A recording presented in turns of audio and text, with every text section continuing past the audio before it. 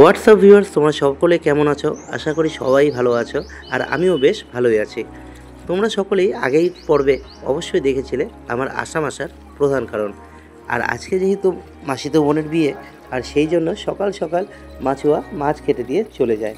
আর সেই সব মাছ ধুতে ব্যস্ত বাবা মামা সকলে মিলে, এবং মাছ ধোয়ার পাশাপাশি অন্য পাশে চলে আসে জেনারেটর। আর এই জেনারেটরের মাধ্যমেই বিয়েবাড়ির আলোকসজ্জা জ্বলে উঠবে।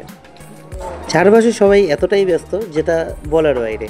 আর ঘুম থেকে উঠেই আমরা দুজন দেখে তো দারুণই অবাক হয়ে গেছিলাম, কারণ 7টা বাজতে না বাজতেই সকল লোক ব্যস্ত এই বিয়েবাড়ির সমস্ত কাজে। দুপুর গড়াতে না গড়াতেই শুরু হয়ে যায় রান্না, আর এই রান্নার দিয়েই সমস্ত লোকের আজ হবে আপ্যায়ন। বিয়েবাড়িতে খানিকক্ষণ বাদে বাদে আমিও ব্যস্ত হয়ে যাই কাজে।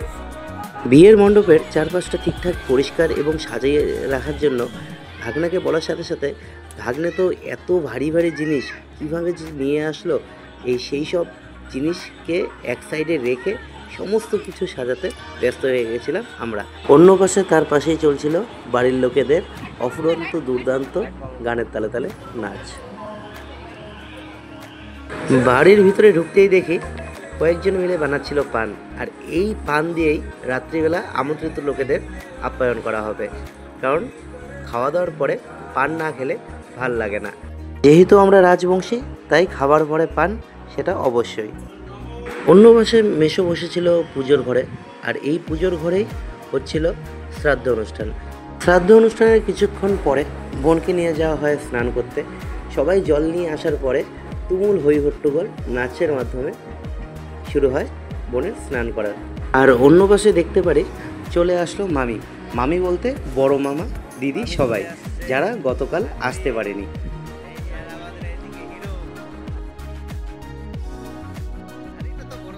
এনাকে তো আপনারা চিনেই থাকবেন হয়তো। এনাকে আমার ভিডিওতে মাঝে মধ্যে দেখাই যায়। সম্পর্কে আমার মামা হয়, এবং বয়সের বেশি একটা তফাৎ না থাকায় আমরা দুইজনই অনেক মজা করে থাকি।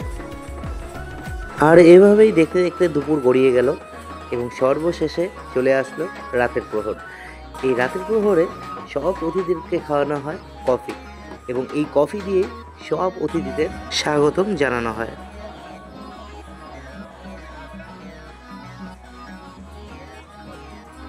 বিয়ে বাড়িতে অনেক লোকের ভিড় জমে গেছে, এবং এই ভিড়ের ফাঁকে আমি চলে যাই তৈরি হতে।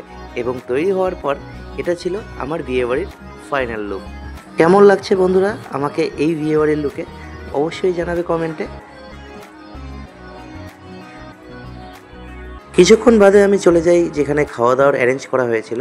তো সেখানে গিয়ে দেখতে পারি সব লোকেরা খেতে ব্যস্ত।